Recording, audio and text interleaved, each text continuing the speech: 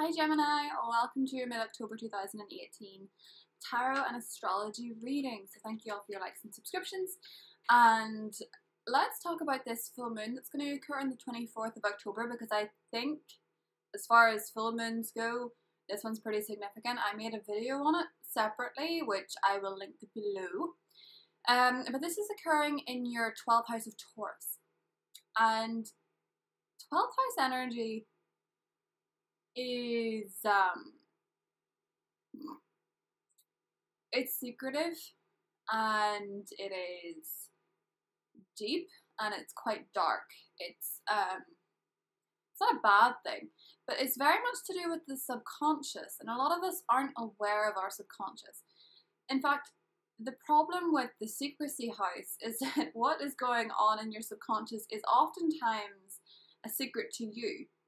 And it's funny because other people can sometimes see your subconscious through your mannerisms, through your behavior patterns, and that is both intriguing and a little bit uncomfortable, especially if you're a Gemini with Scorpio in your chart, because that gives you more of the privacy aspect, which a lot of Geminis don't wildly contain, because Geminis are they live in the external a lot of the time. You know, their air energy, very sharp-witted, but they can communicate things, and they can be, well, they're the magician. They can make you see what you want to see. And if you are that type of Gemini, beware that some things may come to the fore that surprise even you about you. So about your subconscious. Secrets may come to the fore in general, but this is a time to be patient with yourself and surprise yourself, really. Your dreams in particular around this full moon could be very, very strange. And it could be alerting you to things you didn't realize. So make sure you do interpret your dreams, because they can give you a pretty good insight into what's going on in your own mind and your own head, and patterns and behaviors that don't serve you. It's time to break them under this full moon. Secrets may be coming to the fore in general, even from those around you, but Gemini, I think most of this is to do with you. So I'll draw a Goddess Guidance card to start off the reading.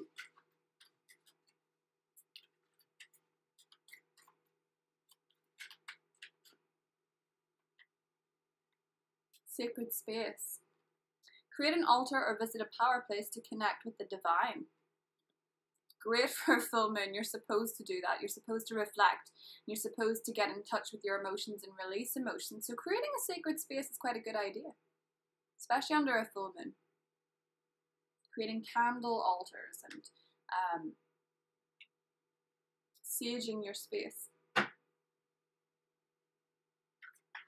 Let's see what we've got for Gemini for mid-October. Now, the sun shifts into Scorpio, which is your health sector, everyday work, everyday routine.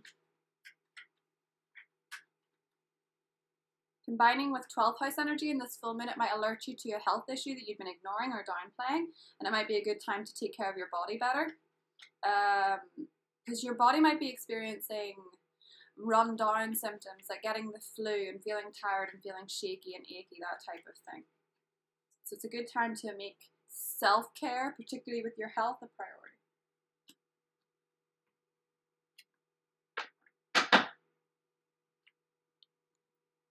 Nine of Cups, wish fulfillment. Four of Pentacles. What you're keeping to yourself is holding you down. In your positive position, we have the Page of Swords, challenge, Six of Swords, outcome, the High Priestess. Beautiful for 12th house energy. And underneath, Seven of Pentacles. So I'm going to move the camera so you can see the cards, and I'll talk to you in a second. Okay, so Gemini. Let's see.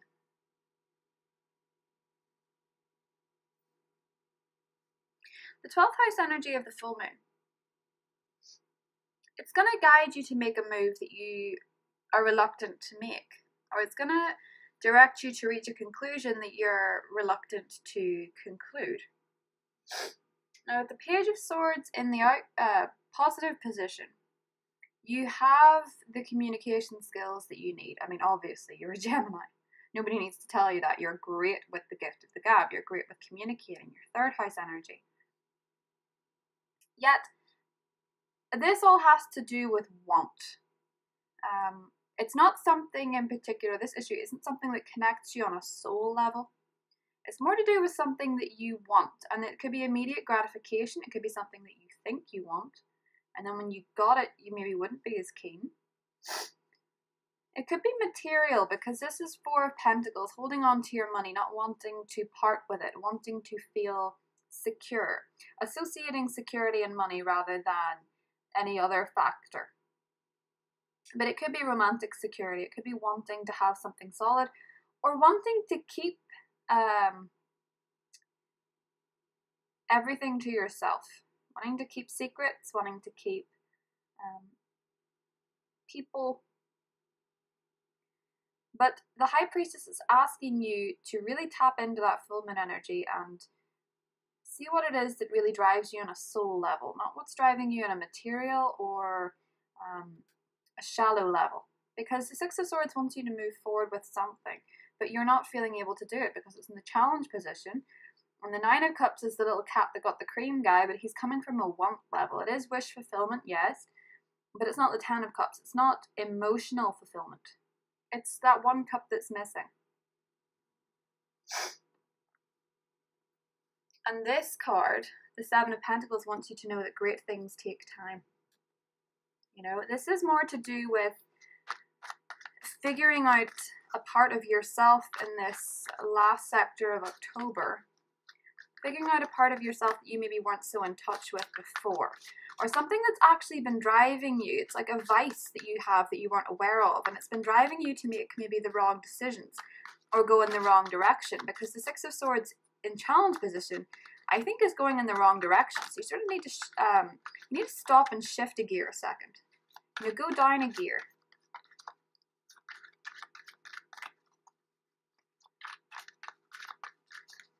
It's almost like following somebody else's dream. Gemini is one thing that I'm getting from this.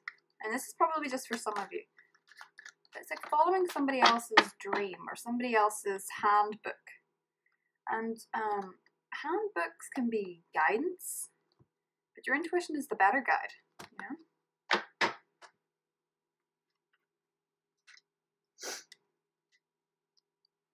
Eight of Swords. King of Wands. Six of Pentacles. And the Six of Wands. The Seven of Wands. Okay, and the Four of Swords is underneath. Let me see.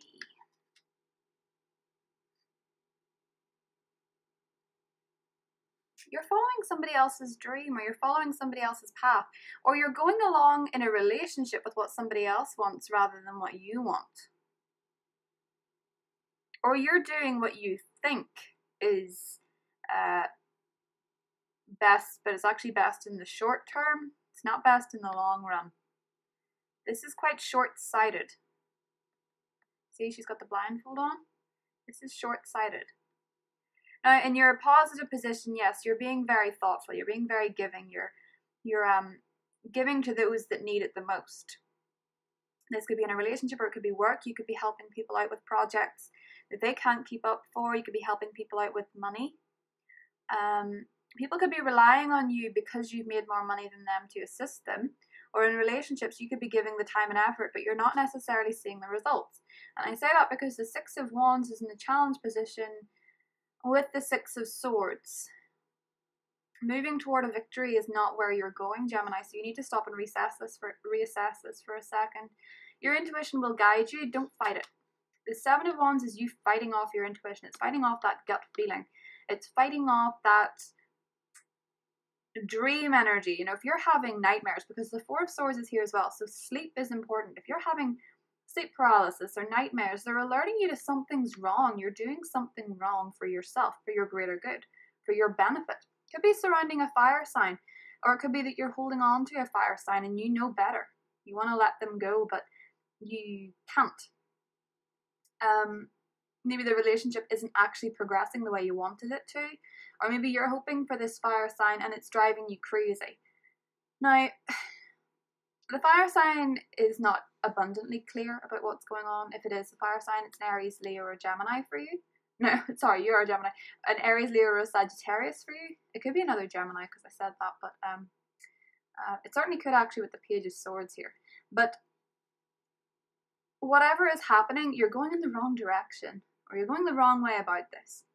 So I'm kind of intrigued, Gemini, I must say. I do feel like you're being in the mode of short-term gratification. Now, when the next full moon after the one on the 24th occurs in November, it's going to be in your sign. So it's going to be the beginning of the full moon new year for you, effectively. So the new cycle. And the first house full moon is going to alert you to new beginnings, you know, releasing the real old. I mean, the 12th house is kind of shedding your subconscious, and then the first house is going to be shedding your external skin. You know, it's going to be like revamping yourself and focusing on numerous, you know, and the 12th house is alerting you to some things that just aren't working, and a lot of the time it is a thought pattern. But I think there's a need to not rush ahead until you're sure that you're going with your gut, and you're sure that you're going with what is for the greater good for you in the long run, rather than just the short-term pleasure. Because there could be conflict here with the Five of Wands. There could be, especially with the Seven of Wands actually, there could be fighting for something or defending yourself. You could actually, Gemini, be going up against somebody else's intuition. So if you have been untoward or you've done something, that person might figure it out under the full moon in Taurus. It could definitely be a love interest. And the lovers can represent options. The Nine of Wands. I think some of you are holding on to a fire sign. Ace of Wands. Queen of Swords. Four of Cups. And underneath we have the Six of Cups, okay? So there is somebody for Geminis that you're holding on to from the past. And this person could be in your, you know, I say from the past, but it doesn't have to be someone that exists there and not now. It could be somebody who's currently around you that you've known for a long time, but it could be an ex. It could be somebody that you have dealings with in the past more so than you do in the current. So the relationship was at its peak in the past. It doesn't have to be somebody in the past though, so bear with me. It's just with Venus retrograding in Scorpio, it could be. But I sense that you guys are holding on to a King of Wands type. Now, this doesn't have to be a fire sign. It could be their moon or rising, of course, or even their Venus. But you're holding on to this person quite tightly. I sense that with the Four of Pentacles and the Nine of Wands. And because you're holding onto them so tightly, you're massively rejecting your intuition, actually. I'm not sure why. I mean, maybe the full moon in your 12th house is going to really shake you up to something. Especially with Uranus conjuncting it there. But this guy is rejecting all offers. He's rejecting advice. He's rejecting a lot of stuff. And he's holding out for this King of Wands. Or he's holding out for a particular dream and way of doing things. It's just, with the Ace of Wands here, a fresh energy is preferred. Getting a fresh perspective on things is preferred. Getting a fresh enthusiasm. You know, you're giving, Gemini, you really are. And you're giving your best shot. But are you doing it for you, or are you doing it for somebody else? I mean, and just in theory, you know in the movies, when, you know, those typical stories where the person likes someone else, and that person's more, by society's definition, they would be more attractive or more popular, and this person wants to change themselves to get that person, and then they change themselves, they realize they're not happy the way that, or they become somebody else that's a worse version than themselves. And the reason that happens is because they've changed for somebody else. And that's not what you're supposed to do. You're supposed to change for yourself. And I see this Queen of Swords in the challenge position, and I think you're not serving you. You are serving somebody else. You need to do what's best for you and what your intuition is telling you, because I think your sleep is going to start upsetting you a little bit. Especially if this is to do with love. You need to follow your own intuition.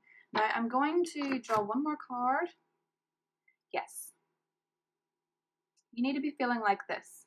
You need to be feeling like the Empress. If you listen to your intuition and you don't fight it and you don't reject it, you can be the person with, as Courtney Love said, the girl with the most cake. Sitting comfortably on a throne, surrounded by admirers and options. This could be you. But you're rejecting this. You're rejecting yourself by trying to please somebody else. If it's career, you're giving and giving and giving, but you're not necessarily sure that you're going down the right path. It's okay to stop and reassess, Gemini, especially during Scorpio season, when Scorpio energy is for you work. And Venus retrograding there, it's a great time to rethink what you're doing with your career, because you can change. You're not a tree, you're a bird. You can fly off to another tree. You're not stuck on the ground. Nobody's stuck on the ground until they're dead, right? And even then, you're a spirit and you're free. But you need to make moves, Gemini. You need to reassess where you are and then move in a different direction, because I don't think the way you guys are going is working for you at the minute.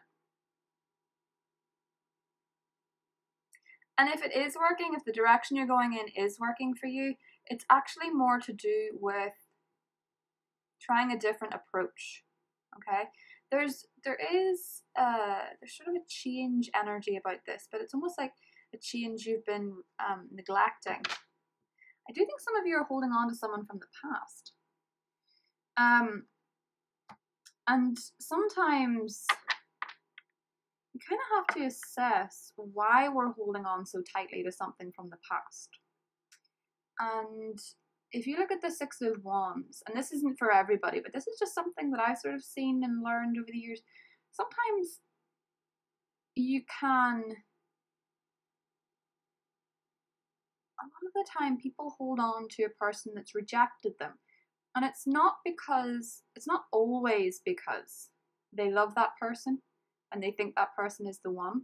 Sometimes rejection with human ego can be associated with worth. And people that are dealing with problems of worth and they lose somebody associate that person with getting it back. And as I said, this isn't for everyone, and it's not intended to be harsh. But with the Empress, you know, being adored is nothing if you don't adore yourself. I mean, fellow Gemini Marilyn Monroe could tell you that. It's not about anybody else. It's about you doing what's right for you. So I am asking you to be, from these cards anyway, I'm asking you, Gemini, to be a bit more selfish and, you know, raise the bar in what you accept from others. And if they meet it, they're right for you. And if they don't, they're not. Okay, so just consider where you are at the end of the month, Gemini, and see if you like it. And if you're happy with the direction you're moving and your intuition is saying this is spot on, work away. If your intuition is alerting you to something, this full moon is going to be the best time to listen to it. So I hope you enjoyed that, Gemini, and I will see you in November. Bye.